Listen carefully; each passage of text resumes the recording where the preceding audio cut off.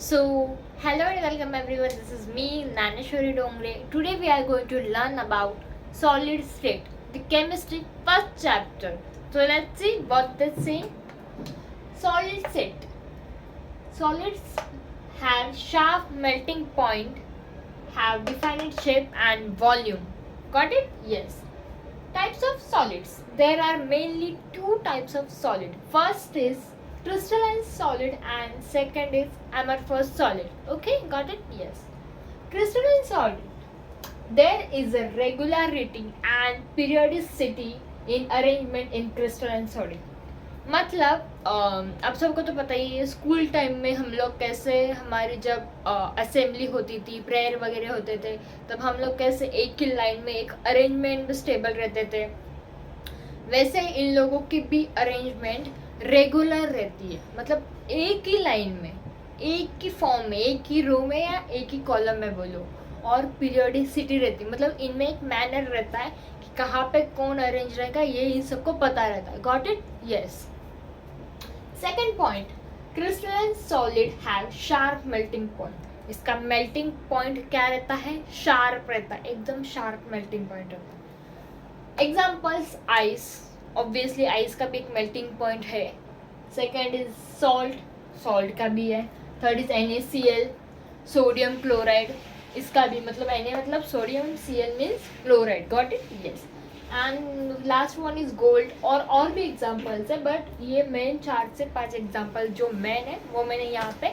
Mention किए got it yes second is amorphous solid the constituent particles in amorphous solid are randomly arranged मतलब किधर भी तो यहाँ में यहाँ ऐसा वैसा मतलब इनमें कोई मैनर और डिसिप्लिन नहीं है पीरियोडिसिटी अरेंजमेंट नहीं है ये रैंडमली अरेंज है एक यहाँ तो दूसरा वहाँ तीसरा ऐसा कहीं पे भी ये लोग अरेंज रहते हैं कौन सा amorphous solid second point amorphous solids do not have sharp melting point in crystalline solid we have see that crystalline solid have sharp melting point and in amorphous solid there is do not have sharp melting point इसमें sharp melting point नहीं रहता for example glass का कोई melting point है मैंने तो आज तक नहीं सुना क्या आपने सुना नहीं ऑब्वियस प्लास्टिक का भी नहीं है obviously rubber no eight not etcetera और भी कुछ एग्जाम्पल्स है इसमें जो देखो आप सर्च करके देखो मेनली तो यही है बट अभी देखो next is molecular crystal the constituent particles of molecule solids are molecules or unbonded single atom of the same substance मुझे तो लगता है आपको ये सुनते ही ध्यान में आएगा कि मुझे यहाँ पे क्या मेंशन किया इन ये जो पार्टिकल है वो अनबॉन्डेड है मतलब एक सिंगल एटम ही प्रेजेंट है मॉलिक्यूलर क्रिस्टल में गॉट इट यस इसका सब पॉइंट है मॉलिक्यूलर क्रिस्टल का ही सब पॉइंट क्या है वीक डाइपोल इंटरैक्शन ये हम सब ने 11th स्टैंडर्ड में भी पढ़ा है कि वीक डाइपोल इंटरैक्शन क्या है अभी भी पढ़ेंगे चलो in polar molecule such as sodium HCl ये कहाँ पे प्रेजेंट रहता है weak dipole in polar molecule such as sodium HCl means hydrochloride HCl means hydrochloride. Got it? Yes. Now we are going to learn about unit cells. There are multiple types of unit cell. We are going to learn about them. First of all, I will tell you the thing. What is meant by crystal? Crystal is like sugar substance means very crystal substance, very sharp substance.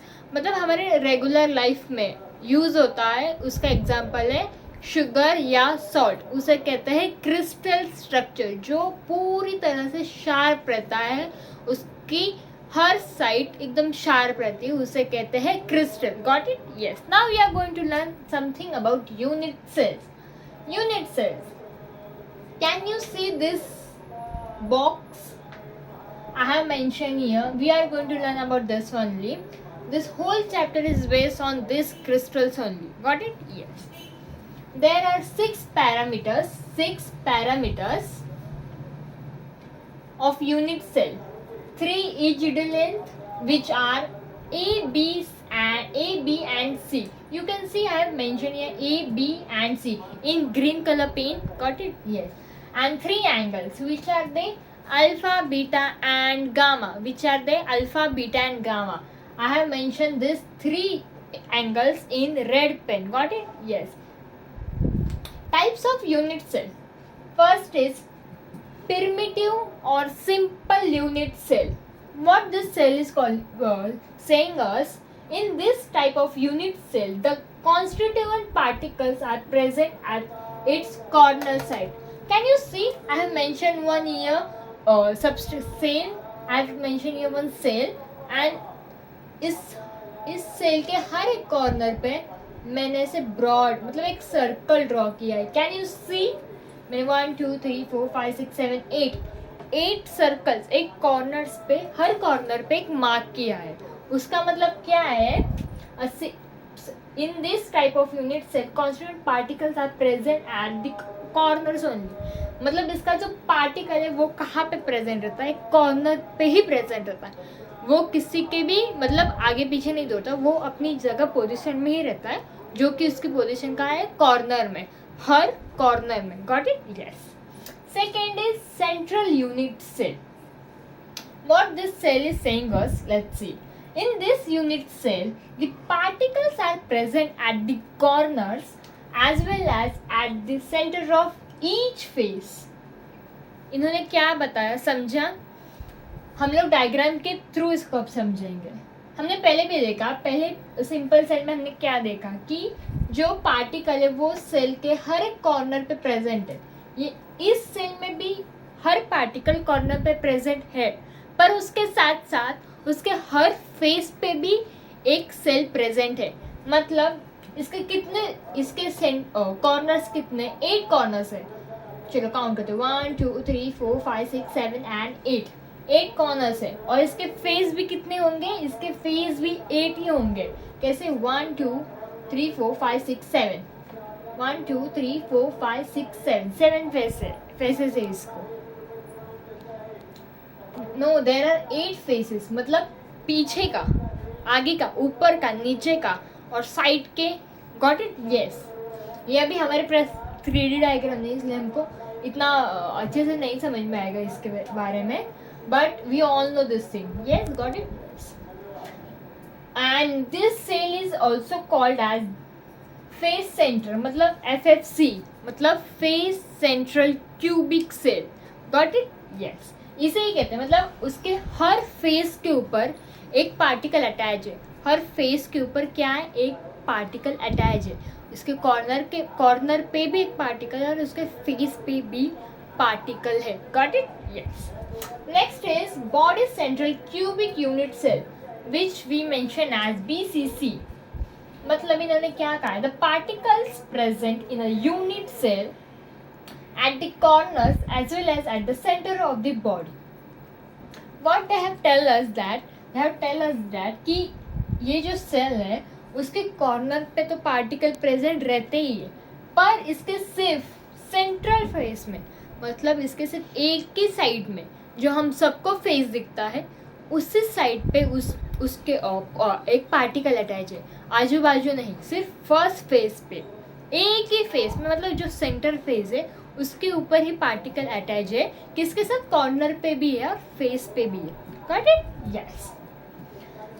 This is very important topic from this chapter, which is Bravais lattice. The Bravais lattice was one scientist who has given us क्या दिया उन्होंने? चलो देखते हैं.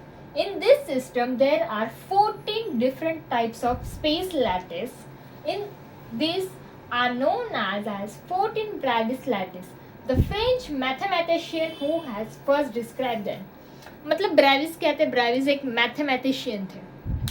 जो French mathematician थे, उन्होंने क्या किया? उन्होंने पहले एक 14 ब्राविस लैटिस दिए हमें, वो हम अभी पढ़ेंगे. उन्होंने फर्स्ट डिस्क्राइब किया. Got it? Yes. Thank you.